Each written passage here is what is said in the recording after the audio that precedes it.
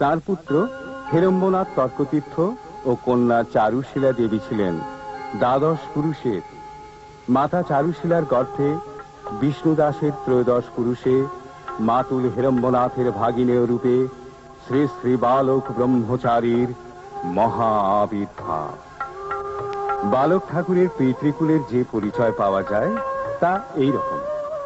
হরিদেব ঠাকুরের পুত্র ছিলেন সদানন্দ, তার পুত্র রামরতন, রামরতনের পুত্র রামলোচন এবং রামলোচনের পুত্র ছিলেন শ্রী শ্রী বালক ঠাকুরের পিতামহ দীনবন্ধু চক্রবর্তী। ঠাকুরের পূর্বপুরুষেরা ছিলেন জ্ঞানী, অমায়িক, সরল, পরদুঃখ কাতর। কিন্তু বিষয় বুদ্ধি এবং বাস্তব জ্ঞান কম থাকায় পিতৃপুরুষের বিষয় সম্পত্তি রক্ষা করা যায়নি।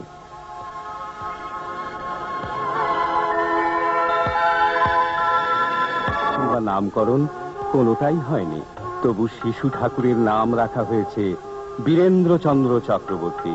আত্মীয় স্বজনেরা বীরু বলে ডাকেন, ভক্তেরা ডাকে বালক ঠাকুর, বাচ্চা ঠাকুর, বালক গোসাই ইত্যাদি নামে। সেই থেকেই তিনি বালক ব্রহ্মচারী নামে বিখ্যাত। এটি বালক ঠাকুরকে পড়ান, কিন্তু কাকে পড়াবেন? সব সময়ে কোন ধ্যানে বালক মগ্ন হয়ে থাকেন আনন্দ মাস্টার বুঝতে পারেন না। বয়স অল্প হলে কি হবে? প্রতিদিন এত অলৌকিক ঘটনা ঘটে যাচ্ছে যে তার হিসেব রাখা কঠিন। তার স্পর্শে কঠিন রোগ সেরে যাচ্ছে, তার আশীর্বাদে মানুষ জটিল সমস্যা থেকে রেহাই পাচ্ছে, ভক্তের সংখ্যা দিনে দিনে বেড়েই চলেছে। ঠাকুরের তখন 7-8 বছর বয়স। ঢাকা শহরের স্বামীবাগে ঠাকুরের মামাবাড়িতে বিখ্যাত ভোলাগিরির সঙ্গে ঠাকুরের দেখা হয়েছিল। ঠাকুরকে জড়িয়ে ধরে ভোলাগিরি বাবা বলে উঠলেন, মেরা জীবন সার্থক হুই, ব্রহ্মা কা পুরুষ মিল গই। পাঠশালার পড়া শেষ করতে করতেই 10টা বছর পার হয়ে গেল। পাঠশালার শিক্ষা শেষ করে বালক ঠাকুর কংস নারায়ণ হাই ইংলিশ স্কুলের ক্লাস 3-তে ভর্তি হলেন 1930 সালের জানুয়ারি মাসে। কয়েকদিনের জন্য ঠাকুর ঢাকায় এসেছেন। সেখান থেকে নৌকা যোগে মুন্সিগঞ্জে যাবেন, সঙ্গে যাবে কয়েকজন ভক্ত শিষ্য।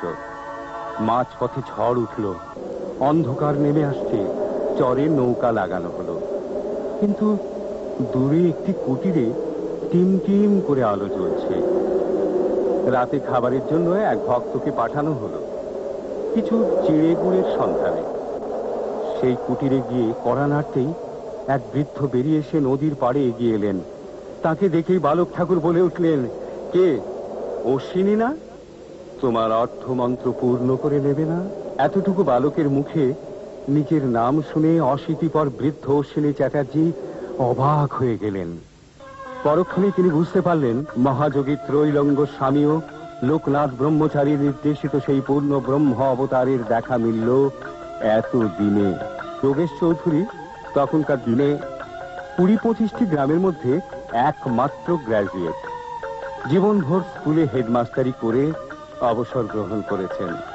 গুরুর সন্ধানে ঘুরে ঘুরে প্রায় হতাশ হয়ে দেশের বাড়িতে আছেন। বালক ঠাকুর তখন 2500 গ্রামে কয়েকদিনের জন্য গেছেন। প্রাতঃ ভ্রমণ সেরে ফিরছেন, এক বাড়িতে ঢুকে কড়া নাড়লেন। বৃদ্ধ যোগেশ চৌধুরী বালককে দেখে আশ্চর্য হয়ে গেলেন। ঠাকুর বললেন, তোমার গেরুয়া কাপড়খানি পরে এসো। লোকনাথ ব্রহ্মচারী আর তিনি ছাড়া আর কেউ তো গেরুয়া কাপড়ের কথা জানে না। দীক্ষান্তে বালক ঠাকুরের পায়ে লুটিয়ে পড়লেন যোগেশ চৌধুরী। ক্লাস 4 থেকে প্রমোশন পেয়ে ক্লাস 5-এ উঠেছেন বালক ঠাকুর। তখন তার বয়স বছর 14। অভাবের সংসার, পিতার যৎ সামান্য আয়ে সংসার চালানোই কষ্ট।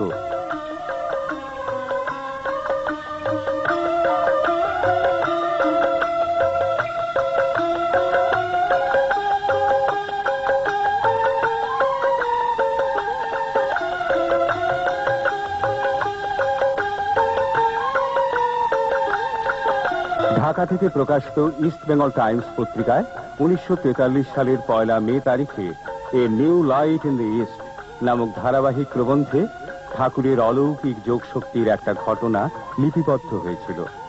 এটাকে কায়ব্যূহ বা নিজেকে বহুতে পরিণত করা বলে। ত্রিপুরার উজানচরে বহু লোকের সামনে এই উচ্চতর বিভূতির প্রকাশ ঘটেছিল। ঠাকুর শিষ্যদের সঙ্গে খুব হাসি খেলায় মত্ত হয়েছিলেন। সকলেই তাঁর সেই হাসি ঠাট্টায় মেতে উঠেছিল। হঠাৎ তিনি নিজেকে বহুতে পরিণত করলেন। প্রতিটি শিষ্য দেখল তার সামনে বসে আছেন হাস্য কৌতুকময় ঠাকুর।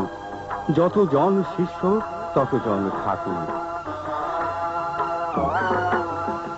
এইভাবে চলতে থাকে বালক ঠাকুরের বাল্য জীবনের অফুরন্ত ঘটনা, আর অজস্র ঐশী শক্তির প্রকাশ, অষ্টসিদ্ধির চরম বিকাশ। ত্রিপুরা জেলার উজানচর কৃষ্ণনগর গ্রাম ছেড়ে ঢাকায় এলেন স্বামীবাগে।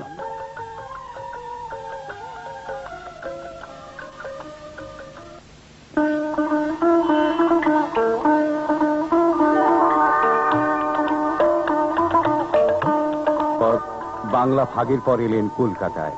কলকাতায় কয়েকবার স্থান পরিবর্তন করে তিনি তার ভক্ত শিষ্যদের সঙ্গে কায়িক পরিশ্রম করে গড়ে তোলেন পবিত্র গঙ্গার তীরে মনোরম সুখচর ধাম।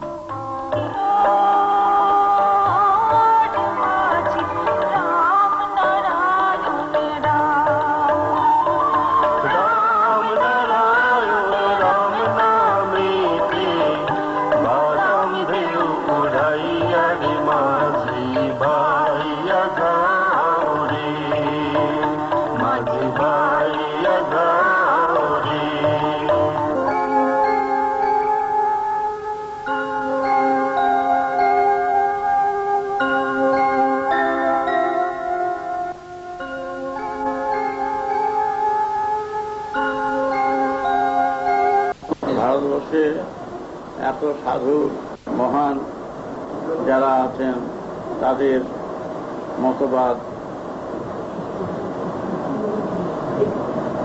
তাদের আদর্শ এইভাবে যদি সবার কাছে পৌঁছিয়ে দিত তবে মনে হয় বিবাদ বিচ্ছেদ থাকত না। কেন বিবাদ বিচ্ছেদ থাকছে? মানুষ কেন এক হতে পারছে না, এক জাতি হতে পারছে না, এক নীতি হতে পারছে না? বিবাদ বিচ্ছেদ কেন? এত হাজার বছরের ধর্ম, এত হাজার বছরের তত্ত্ব আদর্শে, এত আশ্রম, এত মঠ, এত মন্দির, এত মসজিদ, এত গির্জা, কিছুতেই তো দেশকে এক করতে পারছে না। ভুলটা কোথায়?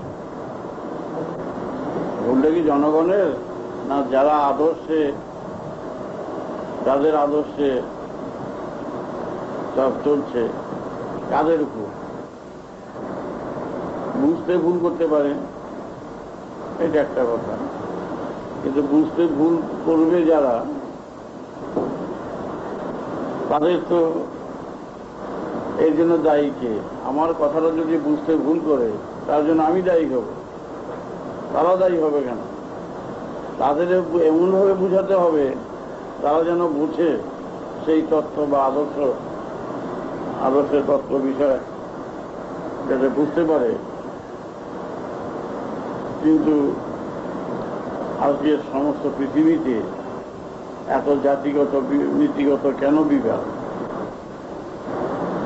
ধর্মের আসল তত্ত্বটা, আমাদের যে প্রচলিত ধর্ম চলছে এখানে, আসল তত্ত্ব, এই তত্ত্ব নিয়েই যত বিভ্রান্ত হচ্ছে। আসল বস্তু একটা, সূর্য সবুজ সবার, সেখানে কোনো বিবাদ বিচ্ছেদ নাই। শুধু মানুষের জন্য সূর্য নয়, জীব জগতে সবার জন্য সূর্য, চন্দ্র, গ্রহ, নক্ষত্র, মাটি, জল, যা কিছু আছে এর মধ্যে তো বিবাদ বিচ্ছেদ নাই। নামে বিভক্ত হতে পারে, কাজ সবারই এক বস্তু। তো ধর্মের বেলায় এরকম হচ্ছে কেন? মন গড়া কথা, যেটা প্রমাণ দিতে পারবে না, যেটা ঠিক বুঝাতে পারবে না, গল্পের উপরে, কল্পনার উপরে যদি ধর্ম প্রতিষ্ঠিত হয়, সেই ধর্মে বিবাদ বিচ্ছেদ আসবেই। সমস্ত পৃথিবীর মধ্যে এত যুদ্ধ বিগ্রহ, এত হানাহানি মারামারি এত হবে কেন? এর মূলে কারা? এর মূলেই হচ্ছে ধর্মের অর্থটা বিকৃত হয়েছে। বেশিরভাগ বিকৃত হয়ে যাওয়ার ফলে আজকের এই পরিস্থিতি।